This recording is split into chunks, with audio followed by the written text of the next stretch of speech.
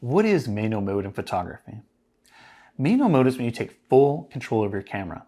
You're no longer relying on any automatic settings to guess what your photo should look like.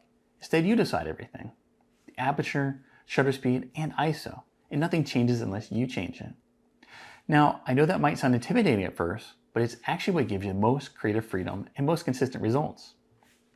So, let's say you're photographing a waterfall and you want that soft, silky water effect.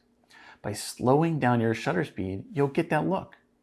Or maybe you're shooting a portrait outdoors and you want the background to blur gently.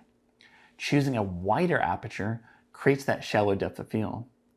Or if you're capturing a landscape on a sunny afternoon, lowering the ISO helps you avoid unnecessary digital noise and keeps the image clean and crisp.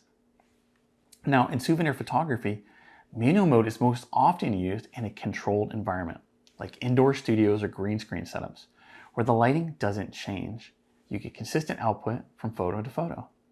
And since you can set up your exposure once and you know it'll stay the same, manual mode gives you the most reliable exposures in those situations.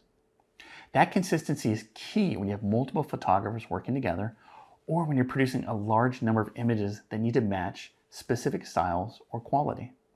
If you want more control and less guesswork, manual mode is the next step. Click the link in the video description to explore more terms in our photography glossary.